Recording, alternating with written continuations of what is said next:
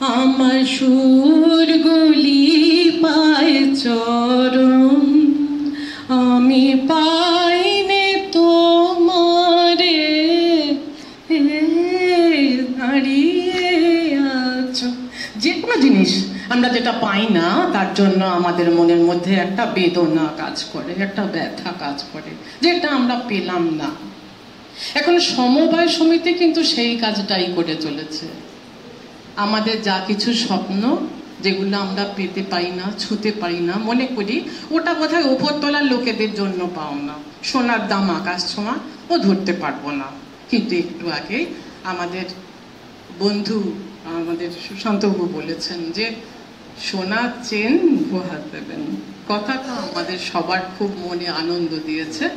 এখন তো ছেলেরাও সোনার চেন পড়ে, কারণ যারা সব অন্য স্কুল থেকে যারা এসেছো তারা ভেবো না যে মেয়েরাই পাবে, তোমরাও পাবে। তো এইটার জন্য ওনাকে আগে ধন্যবাদ জানাই। এই অঙ্গীকারটা যেন যদি সত্যি পরিণত করতে হয়, অঙ্গীকারটা যদি স্বপ্ন থেকে সার্থকে আনতে হয়, তাহলে একটু আগে যিনি ম্যানেজার মশাইরা আছেন বা ব্যাংকের বিভিন্ন প্রতিনিধিরা আছেন, আমি সবাইকে ঠিকঠাক চিনি না, ওনাদের কথা আমাদেরকে মানতে হবে। অর্থাৎ এলাকার সমস্ত মানুষকেই এগিয়ে আসতে হবে।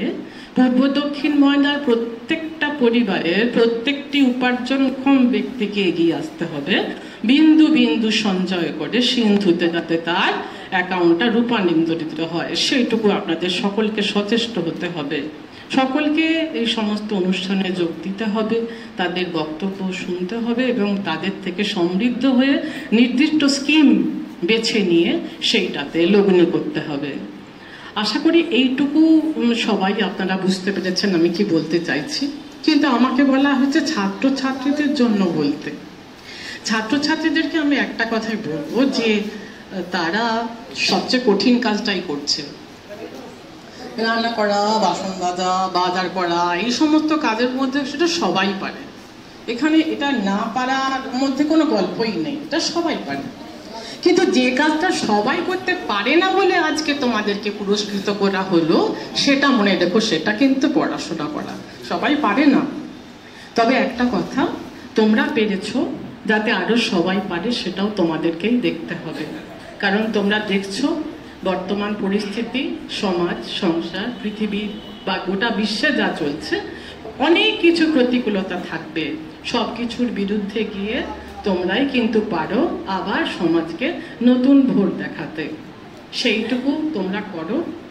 একটা কথা বলি, প্রত্যেকে যদি তার জায়গা থেকে তার দায়িত্বটুকু, কর্তব্যটুকু ঠিকঠাক পালন করতে পারেন, আমার মনে হয় আমরা একটা খুব সুন্দর ভবিষ্যৎ নিজেদেরকেই উপহার দিতে পারবো। তো আমার মেয়েরা রয়েছে, আছে অন্য আমার পুত্র সমস্ত ছেলেরা যারা অন্য স্কুল থেকে ছাত্র, বেশিরা ছাত্র হয়ে এখানে উপস্থিত হয়েছে। ছোট ছোট পুরস্কার তোমাদের হাতে তুলে দেওয়া হয়েছে, কিন্তু এই পুরস্কারগুলোকে গুছিয়ে রেখো।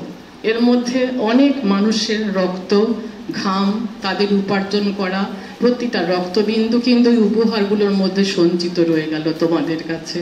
তাদের ঋণ, সেই সমাজের ঋণ কোনোদিন ভুলে যেও না। সমাজের ঋণ যদি শোধ করতে চাও, তাহলে এলাকায় দাঁড়িয়ে যেখানেই যাও না কেন, একটু আগে ওনারা বলেছেন ওনারা বাইরে গায়ে অনেকে সবাই চলে যায়, কিন্তু তোমরা যাও, না বলবো না, ফিরে এসো তোমাদের এই গ্রামের ডাকে। কারণ এখানকার এই জায়গাটাকে অনেক বেশি উন্নত করতে হবে। যে দায়িত্ব এইখানকার ডাইরেক্টর বোর্ড নিয়েছেন, আমি চাইবো, আমার দিক থেকে আমি বলছি, আমি এলাকার বাসিন্দা নই, যদিও প্রায় 14 বছর এখানে আছি আপনাদের সঙ্গে, তো সবাইকে আন্তরিক ধন্যবাদ দিচ্ছি। তারা পড়াশোনা করুক, যেটা বারবারই বলি, নিজের বাবা মার প্রতি কর্তব্যটা কখনো ভুলো না। কারণ আমরা ঈশ্বরকে কথা বলতে দেখি না, বাবা মাকে দেখতে পাই।